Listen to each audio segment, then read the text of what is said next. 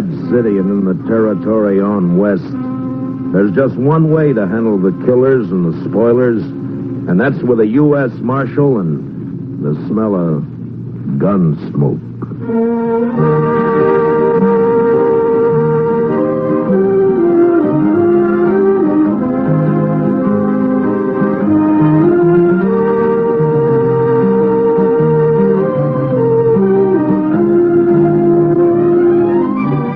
Gunsmoke, starring William Conrad. The story of violence that moved west with young America.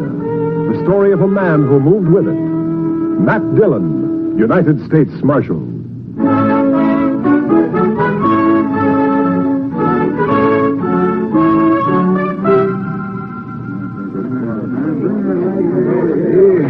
Howdy, Marshal. Hello, Mr. Biggs. Can I give you a hand? No. This is the last batch here. Hey, wait till the flies get to these buffalo hides in the morning and be enough vultures overhead to keep the place in the shade for a week. Yeah. You know, you'll sure have your hands full by tomorrow night. It looks that way. When these boys turn them hides into cash, they'll bite the corks out of every bottle in town. And some of them look mean enough sober. Yeah. Well, you better bed down and get some sleep, Mr. Biggs. Where are your boys? I don't know. Jeff had some trouble with a dry axle up near Pawnee Rock, and Boaz stopped to help him fix it, but he shouldn't be this long behind me. Well, if I see him, I'll tell him where to find you. You can tell Jeff that Boaz ain't even going to hear you. Why? What's the matter with him? Oh, he's riding higher than an eagle. You know that white buffalo you've been hearing about? The albino? Well, it's just Indian talk. Oh, you think so, huh? Well, if it is, Boaz sure shot himself a mighty scared buffalo. White as borax. That ought to fetch a price. Hey, anybody seen Marshal Dillon? Over here, Chester. You better saddle up, Mr. Dillon. What's the matter, Chester? The Indian trouble. 2 men dead and a couple of wagons burned up out there. I found this. A war rattle made out of buffalo toads. Arapaho. Well, they haven't been making any trouble. Well, these did. I was topping a hill when I saw the wagons go up in fire. It was Indians, all right. I saw one ride off. That's funny. I never heard of Arapahos attacking at night. How far out, Chester? 10 mile, maybe, toward Pawnee Rock. Pawnee Rock? Marshal, my sons was coming from there. Easy, Mr. Biggs. Lots of wagons in the church. Marshal, I didn't see another wagon between here and Pawnee except the ones we had, but the Indians killed my boys. There's only one way to make sure, Mr. Biggs. Saddle up and ride over to my office. I'll be with you as soon as I can get my horse.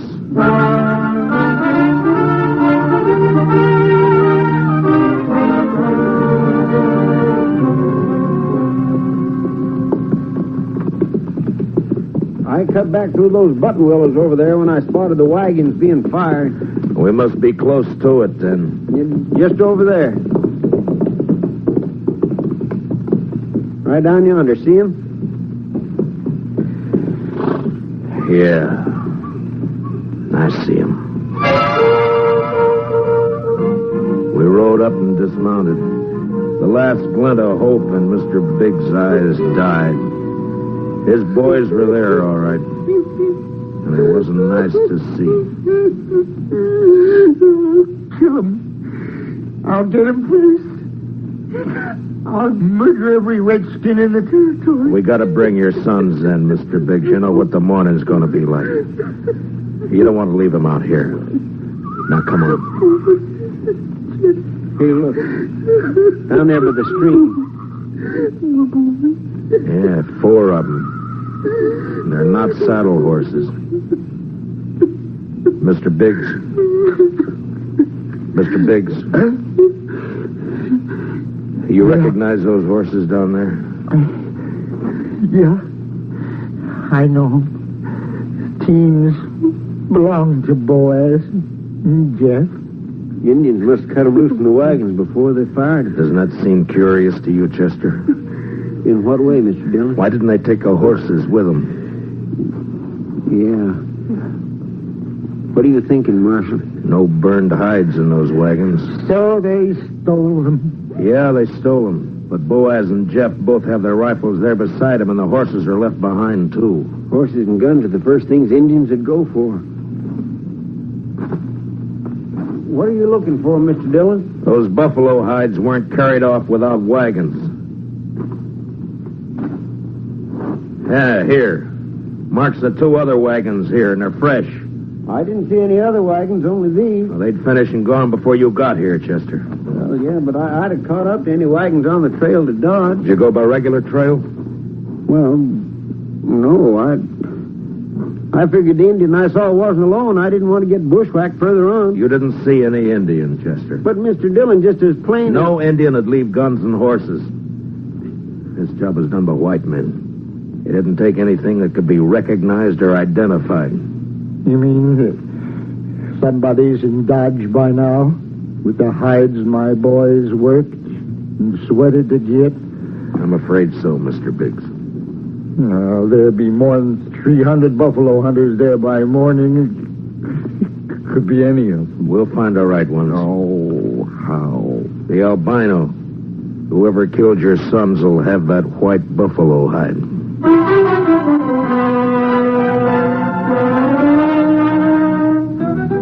It was almost sunup when we got back to town, and more wagons had jammed the main street lining up for the unloading barns. I rode down the line, looking them over one by one. Howdy, Marshal. Some of the men would take their money, drink it up, and drift away. Few would stay long enough to be buried on Boot Hill. Then suddenly a wagon driver up ahead pulled out a line. Oh, hey, wait a minute, Jim. Oh, hold it there. Take your hands on that team. I'll take my hands off as soon as you get back to your place. Oh, I'm tired of waiting now. Let go of that bit, mister. Don't do that, stranger. Get your hand away from that gun. Well, now, knows any law around here. There is, so don't try making your own. You got no right grabbing my team. I got plenty right when it tries to horn in front of me, Marshal. That's a lie, Marshal. He cut Never his mind. rod. You both want to cool your heads out in jail? Now, what's your name? Tennessee's good enough. A lot of people from Tennessee coming into the territory. Most of them are pretty peaceful. That sounds like you're saying I'm not. You moved pretty fast for that gun. Man can lose his temper. You lost yours 4 times, according to the notches you've carved into that gun butt, but don't try for number 5, not here. How about you? What do you call? Charlie Kell. Charlie Kell, huh? They ever call you Chuck? No, Heard of a Chuck Kell a couple of years back, come from Kentucky.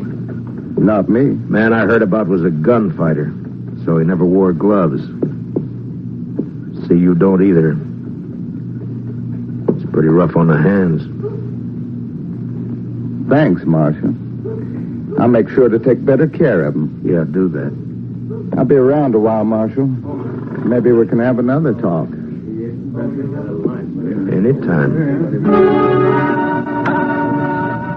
They'd need watching. But what I wanted now was a white buffalo hide. Searching the wagons wouldn't do. There wasn't time, and a search had let the killers know that something in the hides they'd stolen could be identified. The time to find out would be when the buyers checked them. I got Biggs and Chester to cover 2 of the unloading barns, and I covered the 3rd one. And then finally daylight came, and the haggling started. Son, you want to sell those hides? Better learn how to handle your skinning knife a little better. They're as good as any. They're full of holes, they ain't. Give you $4 a hide for the bunch. You gave that last fellow 8. He looked tougher than you. 6. I'll take 6. 4. Take it or leave it. You think you can rob me, mister? Watch your mouth, boy. Here, none of that. Let me go! Easy, son. Go! Let me have that gun just so you won't be tempted. There, that's better. Give me that. Give it back. You can pick it up at my office whenever you're ready to leave town. Yeah, you look like a city boy to me. Where are you from? St. Louis? None of your business. When something's got you beat, son, there's no shame to admitting it and going home. Sometimes that takes a real man. Don't tell me what to do. Why don't you watch your own job? Why don't you leave me alone, Marshal? I ain't got a white buffalo hide. What'd you say, boy? You heard me. What do you know about a white buffalo hide? What everybody else knows. That you're looking for one. Everybody in town knows it. How? Because the old man whose sons were bushwhacked is all liquored up over at the other barn, shooting off his mouth.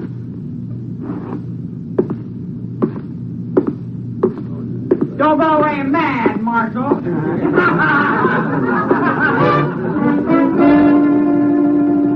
Mr. Biggs wasn't at the barn where I'd left him. I cut through an alley to Front Street and headed for the saloons.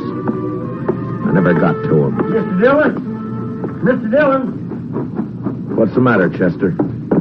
Old man Biggs. Where is he? I'm looking for him. Well, he was over by the barn I was watching, drunk, going through the wagon. Yeah, I know about that. I was trying to get him to go back to his own barn, but all of a sudden, he took off. For where? I don't know, but there was one wagon he was watching in particular. The driver walked away from it with a package of some kind. That white hide? It could have been, I don't know, but Big sure thought so. He lit out after the fellow with blood in his eye. Which way? Down there where the boy's been hitching the empty wagon. Well, let's go. Old boy's drunk enough to make trouble. He's liable to kill somebody. Or get killed.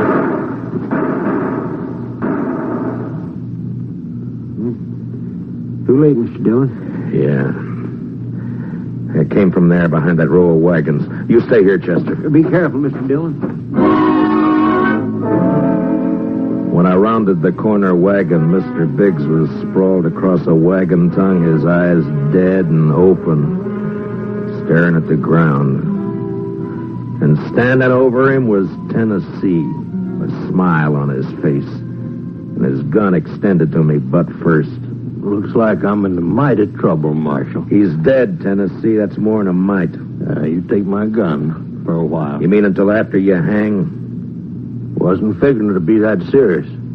Not when a drunk follows me out here and throws down on me. If you're figuring on self-defense, forget it. Look at his gun. It isn't even cocked. What's out of his holster, Marshal? That's enough. Law don't say I have to wait till he kills me. You'll have to make a jury believe that. No, you shouldn't have much trouble doing that, Marshal. What are you doing here, Mr. Kell? Oh, I just happened to follow Tennessee out here. Why? Well, you broke up our little argument in town. Thought I'd get him alone here. See if maybe he was still nursing a grudge he wanted to settle. But the old man beat me to it. Now, Tennessee here ain't exactly a friend of mine, as you know, but I hate to see any man hang when he ain't guilty. Is that your personal verdict, Mr. Kell? That's right, Marshal. The old man threw down on him, and Tennessee had to kill him in self-defense. Chester, Yes, sir, Mr. Dillon? which one of them had the package? This one. This is the fellow the old man was after. All right, Tennessee, where is it? I don't know anything about a package. Look in the wagon, Chester.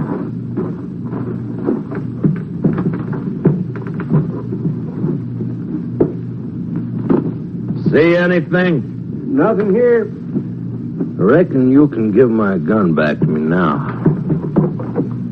All right, Tennessee. Here. Thanks. But if you decide to use it again while you're in Dodge or any place else in Kansas, I hope I'm there when you do. Well, now, don't you fret, Marshal. I'm sure you will be.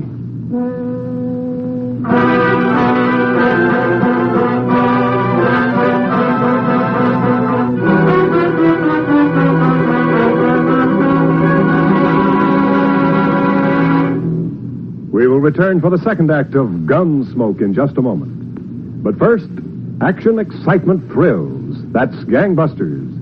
Gangbusters helps to fight crime by fearlessly naming the criminals. Listen for it later this evening on CBS Radio. Now, the second act of Gunsmoke.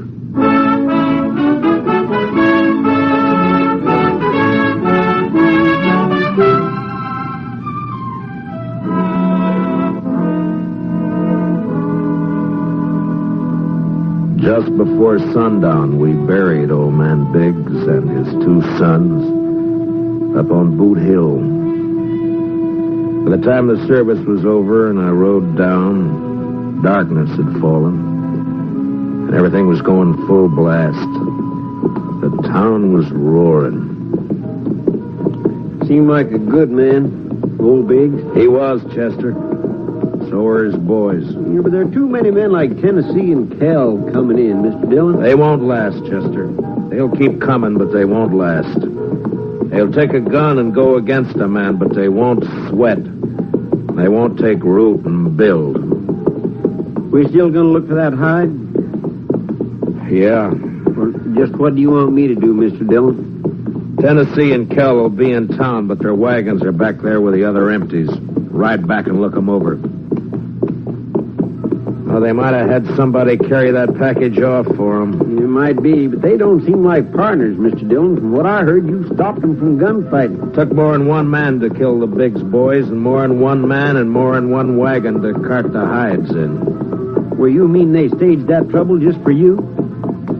Just for me. After they heard I was looking for that white hide. Well, why do you figure that, Mr. Dillon? When gunfighters start for their guns, nothing stops them, Chester. They both started, but they both stopped. I reckon you better take a look through those wagons. Yes, sir, Mr. Dillon. Where'll I meet you? I'll be checking the saloons.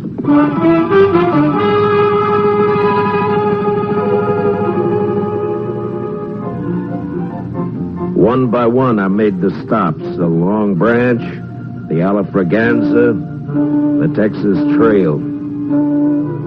And one by one, they got quieter as I went in.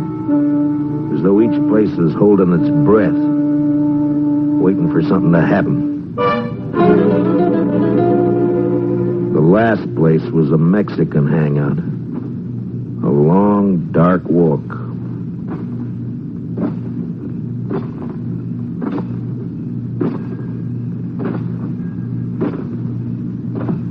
Hello, Marshal. Can't see me, can you, Marshal? No. No, I can't see you, son. Too bad. Because I got another gun. They sell them around here. And I ain't going back to St. Louis. You'll fire once, son, and if you don't kill me with that, and I'll kill you. I'll gamble on that, Marshal. Marshal!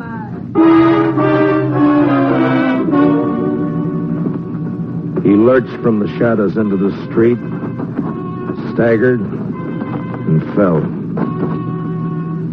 And then he rolled over on his back, and his eyes struggled for a minute like they were trying to remember something. And then he went blank. Well, he was right about one thing. He wasn't going back to St. Louis. Well, what do you know? The marshal's real handy with a gun. Stay out of this, Kel. But I may have something to talk over with you later. You mean what? If you don't know, then you got nothing to worry about. I've been hearing a lot about how fast you are with a gun, Dillon. Anything to it? I'm still alive. Yeah. This your hobby? Shooting kids? He was old enough to try to kill me. I don't like it, Marshal. That's too bad, Mr. Kell. The Chuck Kell I heard about would have loved it. They said he'd killed 2 kids under 16, one of them his own brother. No, you didn't hear the whole story, Marshal. The Kell you heard about killed a marshal, too.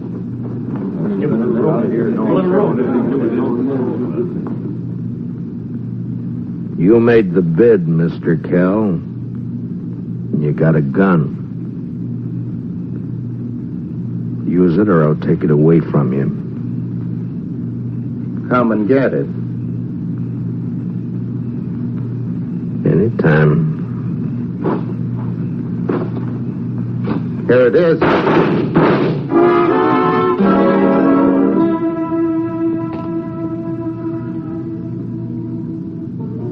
How you feeling, Mr. Dillon? I'm all right, Chester. Doc fixed your head. Wasn't much he could do for Kell, though. I hit him. If you didn't, he sure died for nothing. He was fast, all right. Boys say you made him look like a sleepy burro. Never even cleared his holster. And my head says different. You didn't get that from Cal. What do you mean? Tennessee was up the street with a rifle. He creased you. Huh? Where is he now? I don't know, Mr. Dillon. He rode out of town before I could stop him. I was the only one who saw him. I was coming up street to find you. All right. Let's get out of here. You find anything in the wagons? No, sir. But I found Tennessee's wife. Wife? That's right, Mr. Dillon. In a small wagon next to his. He's a squaw man. His wife's an Indian girl. Well, let's find her.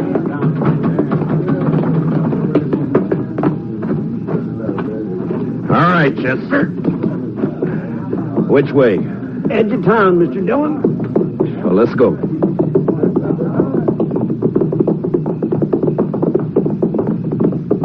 You talked to the wife? Yes, sir. Found out Tennessee and Kel were friends, all right. They left her here night before last and arranged to meet her here today. She said they were driving empty wagons when they left her. Ask her what tribe she belonged to? Didn't have to ask, Mr. Dillon. I could tell by her beads. She's an Arapaho.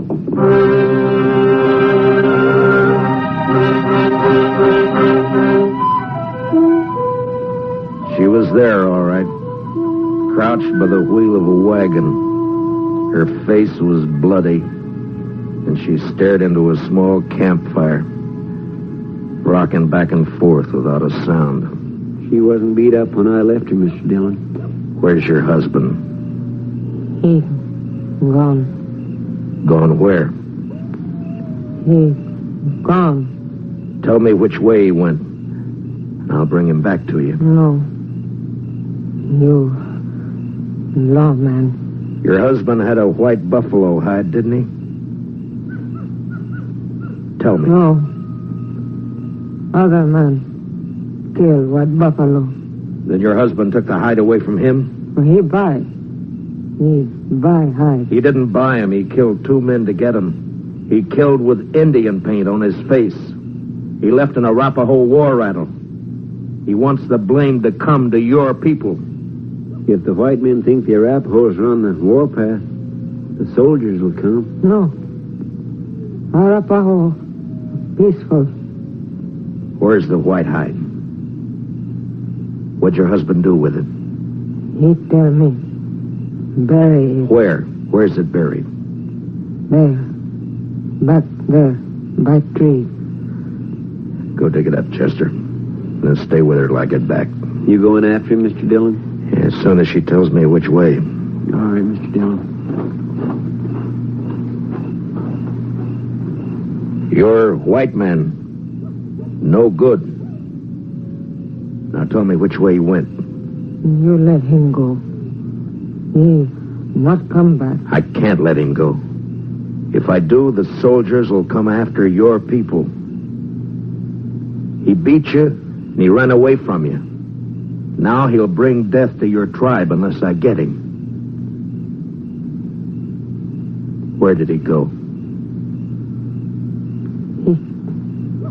He ride to where moon sleep.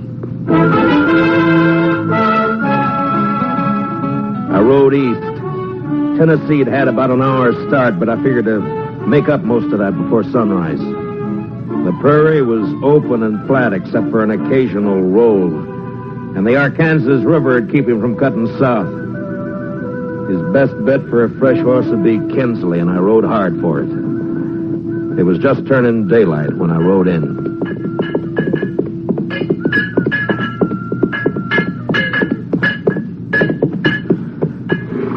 Well, howdy, Marshal. Morning. Good morning. You got a place I can water my horse? Throw off right there. Just let him loose. He'll find it. Thank you. Looks like you come a long way. Dodge. Another fella here just a few minutes ago been riding hard, too. He come from up Pawnee way, though. Tall, dark, riding a vinegar roan. Yeah, that's right. You get a fresh horse here? Had to send my boy out to corral to get one for him. He'll be back soon. You mean he's still here in town? Yeah. Asked about breakfast, so I sent him over to the Widow Hilliard's place. Right over there, across the road. Thank you. I'll be back. Say, you after that fella, Marshal?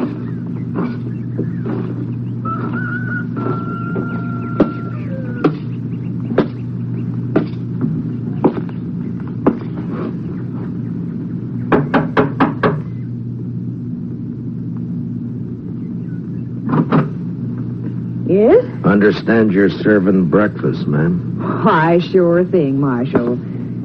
Dillon! That's right. Give me a clear way out the door, or I'll kill you.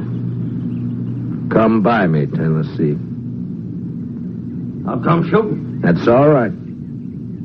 But just be sure you get me this time.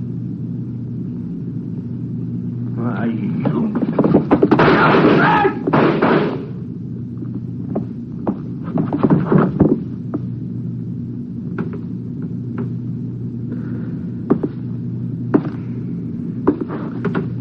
You hurt, ma'am? No,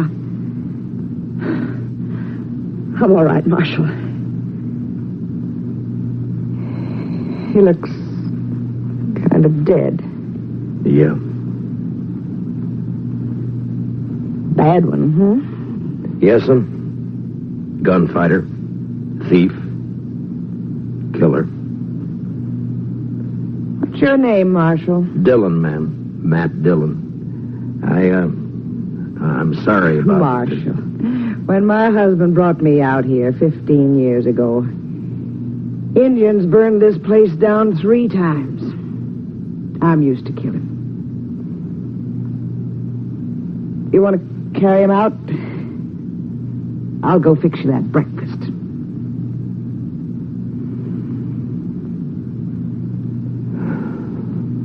Thank you, ma'am. It's a long ride back to Dodge.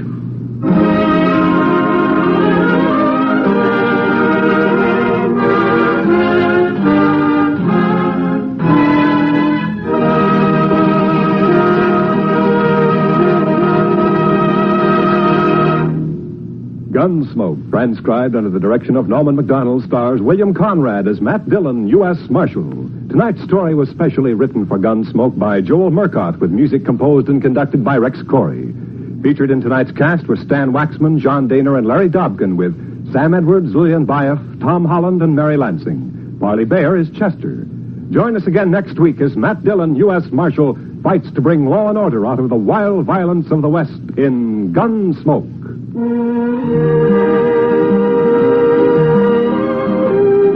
Something new in CBS Radio Newsroom coverage, World News with Robert Trout presents as a special weekly feature an interview with a crack CBS Radio News correspondent. This correspondent flies in from his post overseas to give you his authoritative eyewitness viewpoint on latest developments.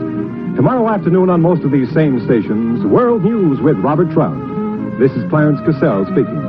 And remember, from now to November, you'll find intensive, impartial campaign coverage on the CBS Radio Network.